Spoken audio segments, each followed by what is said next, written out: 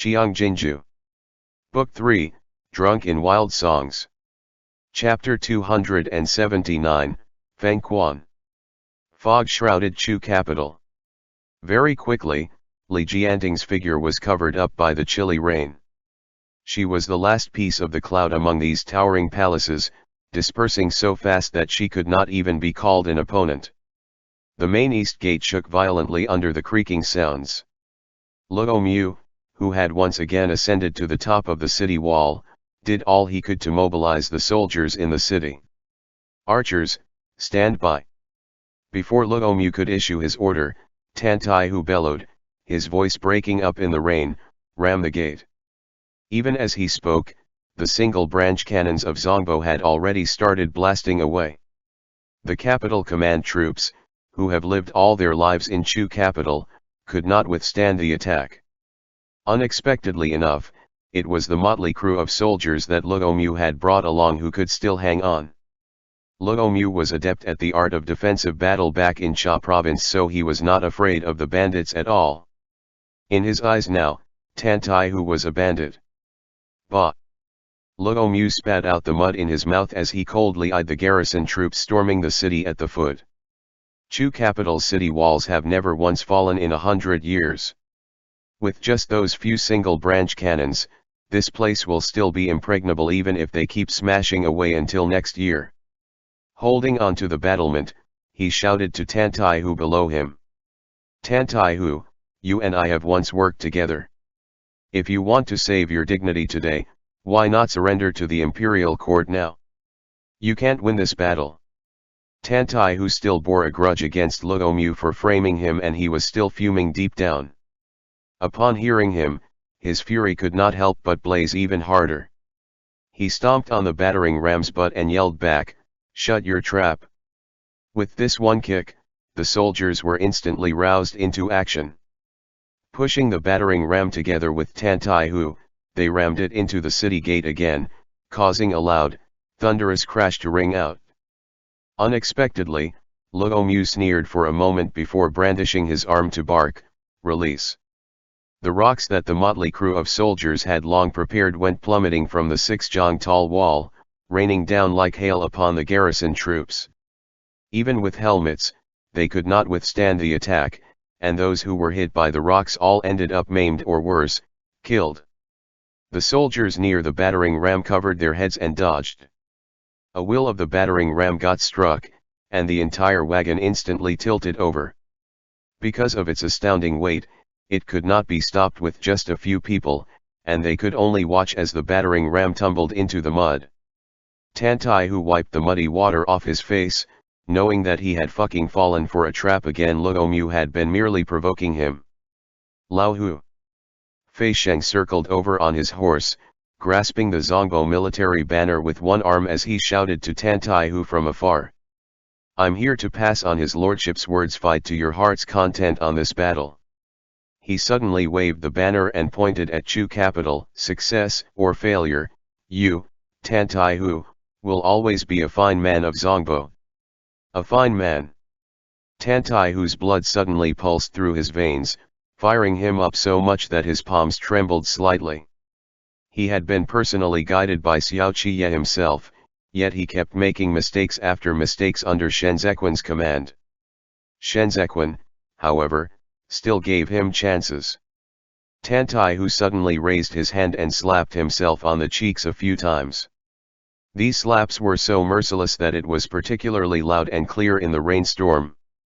Tan Taihu's cheeks reddened from the slaps. His eye with the scar opened slightly. The drive was still burning in him, but he was a tad more composed now. Grimly, he answered, "If I don't emerge victorious on this battle, then this Tan Taihu will no longer be worthy of being his lordship's subject and second master's general. Even if I were to be crushed to powder today, I will stomp this gate open for my master." *******. The eunuchs and maids in the palace fought over themselves to grab whatever they could. The sound of fighting and killing at the city gates had spread all over the Chu capital.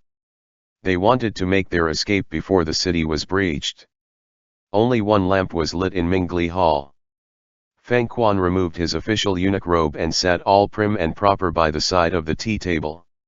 His slim figure resembled that of a young lad among those overlapping, dancing white gauze curtains. The sound of the rain pitter-pattered swiftly like that of a guqin, whilst the color of the sky was dusky like the long stretch of night. Feng Quan kept that weak flame going and raised his head between those dancing gauzes, revealing half of his face. He saw a pair of black boots stop in front of the thin gauze. Rainwater dripped down along the sheath of the other party's sword, forming narrow rings of rippling light on the mirror-like floor. "Who did you think you would see?" Feng Quan asked demurely. "Xiao Feng Quan." With soaking wet locks of hair dangling, Qiao Tianya held down the sheath of his sword. He could not see through those layers after layers of white gauzes. His heavy sleeves dropped to his side, as if binding the hand that held his sword. Feng Quan stroked that lamp as half of his face slowly broke into a smile. Laughter, too, brimmed in that eye. "You're late," he said softly. Qiao Tianya raised his eyes. Feng Quan stood up. They were too far apart. It was as if they never knew each other. All those childhood friendships slipped them by in those long, endless passages of time.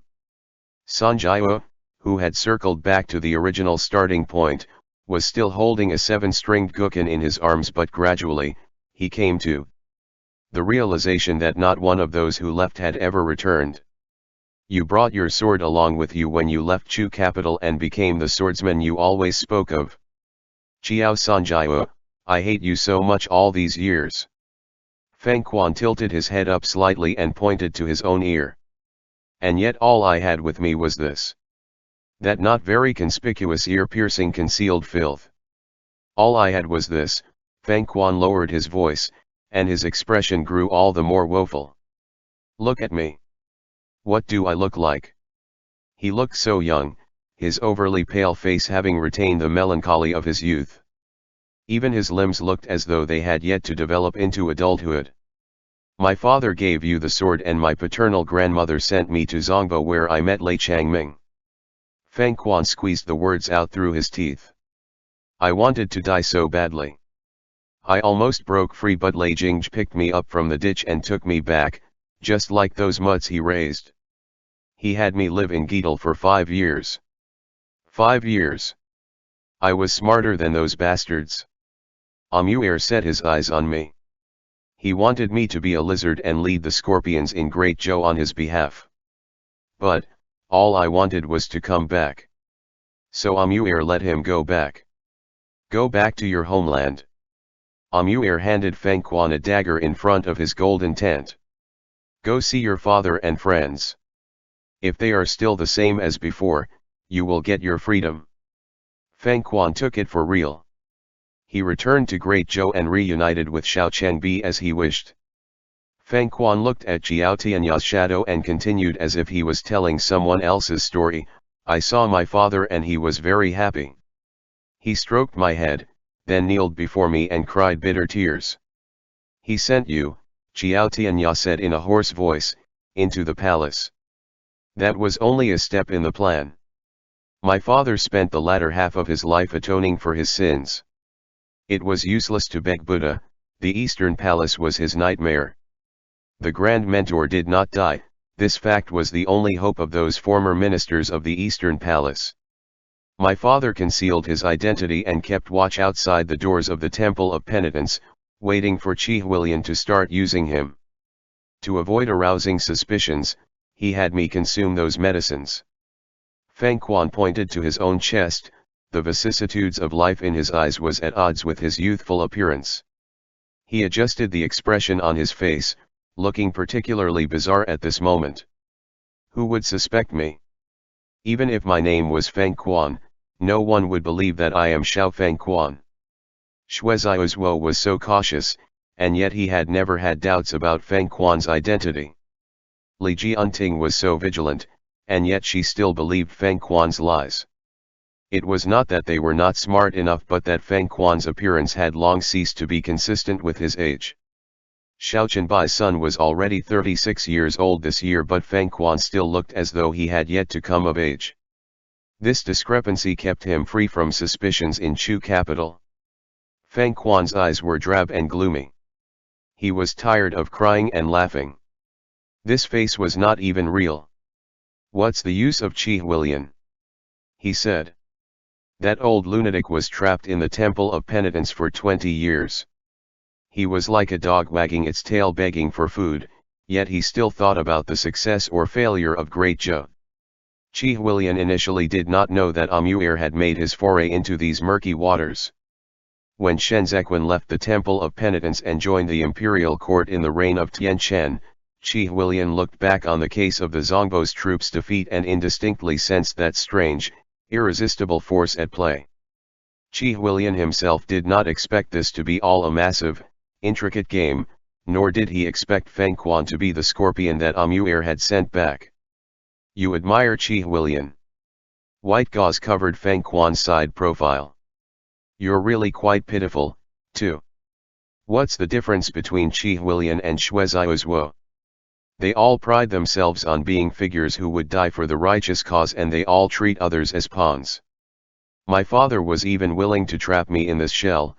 Feng Quan looked wearily at the top of Mingli Hall, "making me neither human nor ghost, male nor female. The Eastern Palace fell victim, and the innocent were caught in the crossfire. Uncle Xiao's debt had long since been repaid when the family properties were sealed and confiscated." Qiao Tianya fixed his gaze on the overlapping figure on the white gauze. "You don't owe anyone anything." Feng Quan spread his arms open, dragging his wide sleeves across the tea table.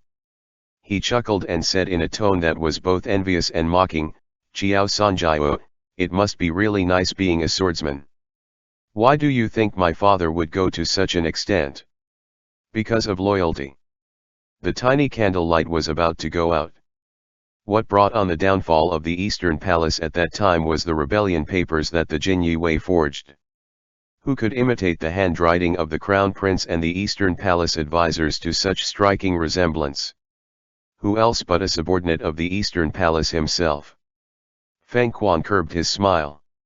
Qiao Kanghai dared to defect to the enemy precisely because he had rendered meritorious service by imitating the Eastern Palace's handwriting to bring down the Crown Prince for the Empress Dowager. Qiao Tianya abruptly tightened his grip on the hilt of his sword. Feng Quan pressed in a step closer, and his sleeves knocked over the tea table. "In order to preserve the lives of your entire family, my father implored Hua Saiqian to lend a helping hand, but Hua Saiqian refused to, so my father could only go and plead with Shen Wei." Qiao Tianya's breathing was slightly in disarray. "Zongbo." "That's right." Feng Quan abruptly yanked aside the white gauze before him and cruelly said, "The military defeat of the Zongbo troops is connected to the leak of the Ministry of War's military terrain map. That was a map my father gave to Shen Wei, who in turn gave it to Amuir as a gift for their first encounter." Muffled thunder crashed outside the palace hall. The color drained from Qiao Tianya's face. The scimitars slaughtered the cities of the 6 prefectures. Feng Quan pressed in closer with his sleeves trailing behind him. Unbridled insanity roiled in his eyes. "It's all thanks to both your clan and my clan that Shen Zequan's entire family perished in that military defeat." Qiao Tianya's joints on the hand grasping the sword's hilt cracked. Feng Quan scrutinized his expression, as if he was scrutinizing the sorry sight Qiao Tianya cut as he retreated again and again in defeat. Qiao Sanjiao was weather-worn by the vicissitudes of life, but this was not enough. He still inspired envy in others, and even when he drifted and led a wandering life, he was still free. Feng Quan advanced another step, and his face split into black and white sides under the crash of thunder and flash of lightning. His hatred built up in his chest, burning him beyond recognition. "I returned to my father's side," he continued, "but he turned me into a monster to repay his debt." He grabbed Qiao Tianya by the flaps of his clothes and bent over slightly with his head tilted up to say in an icy tone, "Every day, every single day, I ask myself who I am. I am a scorpion, a former subject, and countless people's dog." His expression turned hideously savage. "For his own bullshit penance, Xiao Chengbi killed me with his very own hands. Look at me. Qiao Sanjiao, can you recognize who I am? Qi Huilian was too ruthless. He didn't trust me, yet he wanted to place me here. I disguised myself as Miro's younger brother and took over Xiaofu Sui's place, imitating the affectations of a child in his youth. Oh, he gritted his teeth. All these conceited, self-righteous figures. Wasn't Qi Huilian's death wonderful? I did everything possible to take out Wei Huigo for him. It was you. Qiao Tianya raised his hand but did not touch Feng Quan, who replaced the relay report Yang Cheng sent to the Ministry of Justice. It was me. Feng Quan's hands were trembling with excitement. Qi Huilian was so clever, but even he could not anticipate that he would die here. He was the one who personally sent me up here. If there were no Shenzhequan in the equation, the entire world would be a sand table playground at my mercy. Yang Cheng reported Wei Huigo for reselling the military grains, and his relay report was originally meant to be sent to the Ministry of Justice. However, the tag was switched to the Ministry of Revenue's tag midway through. This move caused Wei Huigo to suspect that he had already been exposed, and so, in order to keep the others safe, he opted to turn himself in, indirectly prompting Xue Zaiozhuo to take action. The epidemic during the reign of Tian Chen, Qiao Tianya's fingers curled slightly, was also your doing. Back then, Donglong Street's public ditches were clogged. Uhua Pavilion collapsed and an epidemic broke out. Qiao Tianya had once said during his discussion with Xiao Qiye that the epidemic did not start from Donglong Street, but from the palace. Had Li Jianheng died on that day, Feng Quan hissed like a snake, I'd have won this game. Of the scorpions, former subordinates and informers hiding in the inner court, Feng Quan was the one with the upper hand through it all. His multiple identities enabled him to possess the intelligence of all the various parties in the game. He was just like a venomous spider lying in ambush in the center of its web, contemplating and observing everyone's movement and actions every single moment. Qiao Tianya's reddened eyes were emotionless. The jut in his throat throbbed. He did not release his sword even as Feng Quan was hauling him by the front of his clothes. He looked at Feng Quan and said, but you still let Uncle Xiao set out to battle. The rainstorm completely cut off the sound of footsteps outside the palace hall.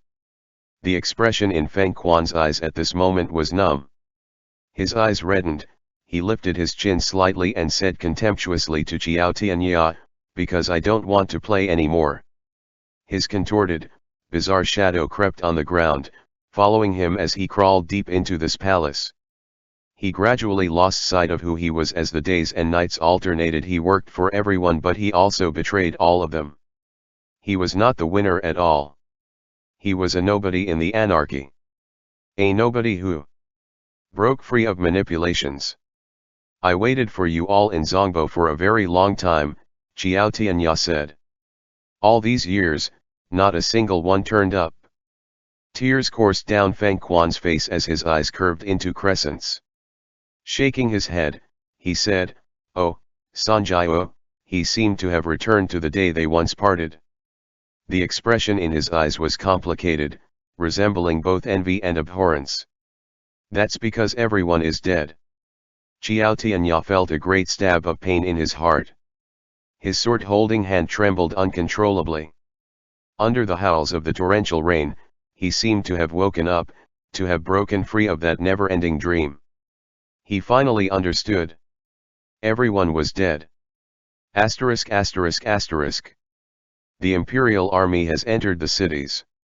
With the south side gate wide open, the capital command troops ran the hardest they could to pass on the news in all directions. Reinforcements. No reinforcements.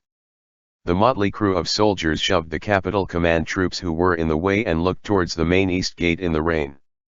The rebels have surrounded Chu capital. Hubei province. Where are the reinforcements from Hubei province?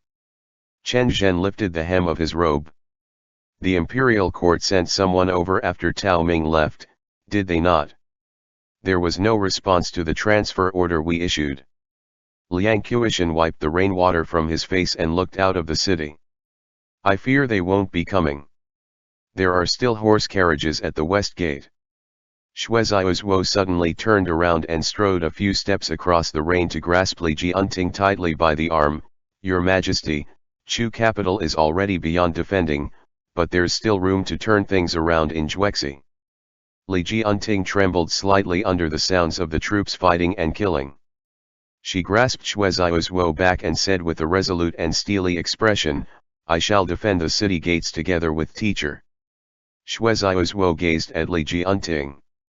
When the sovereign is in danger or disgrace, his ministers ought to be ready to relinquish their lives to serve him. There is no reason to make the emperor guard the gates when the ministers are still around. I cannot abandon teacher and flee. Li Jianting's voice was hoarse. Drenched in the rain with rainwater on her long eyelashes, she looked as if she was shedding tears. Even if the city is breached, I ought to live and die with all of you. The hair on Shueziaozuo's temples was damp. He had changed too much in this one short year. He seized over the job of defending the old ways from Hai Lianji's hands. In the face of a disunited imperial court where everyone did their own thing, he had already done his best. The decline of the moderates started and ended with him. He wanted to accompany Great Zhou on the final leg of its journey. With these words of your Majesty, this humble subject has no more regrets. Shueziaozuo lifted his body and slowly straightened his robes and crown in the heavy rain. This humble subject and your Majesty were teacher and pupil once, so, let me walk this last leg of the road on your behalf. Li Jianting involuntarily choked with sobs. An earth-shattering crash rang out at the last ramming at the main east gate. The gate, unable to withstand the impact of the force, opened up a narrow passage. The garrison troops had already thrust their blades in. The motley crew of soldiers and capital command troops on the inside pushed against the gate panel. Tantai, who led his soldiers and exerted himself to push and slide the city gate inward. Shueziaozuo turned around and waved his sleeves aside. Escort Her Majesty out of the city, he ordered loudly. Li Jianting was unwilling to leave. The guards had already swarmed over to her. She gazed despondently at Shueziaozuo in the rain. All the court ministers had their backs to her, no one looked back. Teacher, she shouted. Shueziaozuo strode up the city stairs, his expression calm and composed under the deafening bombardment of the catapults. Is Shenzequan around? He asked outside the city. Raindrops pelted upon armors. Feng Ta Shuangyi cut a particularly conspicuous sight standing among them. Military flags flapped behind Shenzequan. He turned his head slightly towards Shueziaozuo, as though he was observing this real opponent of his. The front of Shueziaozuo's clothes was wet from the rainwater, and the beast pattern on his mandarin square was obscured. He did not wipe the rain on his face. Even at this moment, that stubbornness of his never diminished. He raised a hand to reveal the authority token he was holding. When I helped you become the Jinyi Wei's vice commander, Shueziaozuo's eyes were calm, I suspected you of being a scorpion. I was wrong. You are far more terrifying than a scorpion. Stride across that gate bearing Shen Wei's name now that you have returned to Chu capital and you'd be a sinner through the ages. Raindrops trickled down the side of Shenzequan's face. His expression was sinister and ruthless, and his expressive eyes appeared particularly cold and detached. Finally, he spoke. I have been a sinner ever since I stood before this gate. You cannot predict whether I'll live or die. If I can put up with being reviled by the masses today, I can shoulder the perpetual infamy for days to come. The gale blew up Shenzequan's hair. His lips moved slowly, revealing an ominous, chilling smile in the torrential rain. Return to me my teacher, my strategist, my elder brother. All of them. The city gate fell over with a thud. Tantai, who led his men in a charge into the passageway. Pieces of the battlements went flying all over from being smashed by the rocks. Both gates within Chu capital were breached. The imperial army and the garrison troops worked in tandem together in the south and the east, battling to the death with the capital command troops and the motley crew of soldiers on the various streets and alleys. A broken piece of stone cut Shui Ziaozuo on the cheek, and blood flowed unceasingly from it. Gripping his authority token tightly in his hand, all he could do was watch as the stone monument that was a symbol of Great Zhou's dignity collapsed with a thunderous crash. You came to collect this debt, and I am willing to pay for it with my life. Shui Ziaozuo suddenly said at the top of his voice in the burgeoning chaos, I was the one who killed Qi Huilian and Yao Wenyu. Call it quits now? Where horses trample past fertile farmlands, the ravages of war spread. Shenzequan, I will give you my head. Tan Taihu cut down the soldier before him. As he lifted his blade, he noticed a familiar smell. He wiped away the blood on his face and flipped over the corpse of a soldier with his foot. For some inexplicable reason, he bent over and peeled away the other man's clothes. Shenzequan did not reply. The strong crossbows at the top of the city wall suddenly unleashed a burst of arrow rain. Feng Ta Shuangyi trod its hooves uneasily. The sound of the rain was pressing. Fei Sheng's ears suddenly twitched, and his expression promptly underwent a change. He practically tumbled off the back of his horse and stomped on a garrison troop soldier's shield to spring into the air as he bellowed, Master, watch out. Shenzequan had no cover before him. It seemed to Fei Sheng as if he could not make it in time when he suddenly saw Shenzequan slide open his folding fan in the rain to forcibly block the blow. But its bamboo body was too fragile, and in the next instant, it broke with a crack. However, this one move was already enough. Unable to draw his blade, Fei Sheng grabbed hold of that sharp arrow with his bare hand and steadily landed on his feet in the blink of an eye. Asterisk asterisk asterisk. Do you know? Feng Quan held up his index finger and pointed it before him. The smartest people are also the most foolish. They seem to me to be having too hard of a time fighting with each other, so I set up an arena for them here. Feng Quan hoodwinked Qi Huilian, deceived Shui Ziaozuo and made a fool of Amu'er. He made all these talented and brilliant wiki players fail miserably when they least expected it.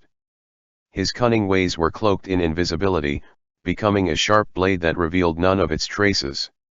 He was not subjected to anyone's manipulation. I shall be the one to toss the dice. Feng Quan spread his arms open and laughed softly in the empty Mingli Hall. Whoever can step through the main gates of the palace alive today, will be the winner of this game. Asterisk asterisk asterisk. Fuck, Tan Taihu had already seen the tattoo on the corpse. He raised his head to look at the densely packed motley crew of soldiers ahead and felt his blood run cold. He spat. The scorpions were all mixed in with this group of soldiers. End chapter.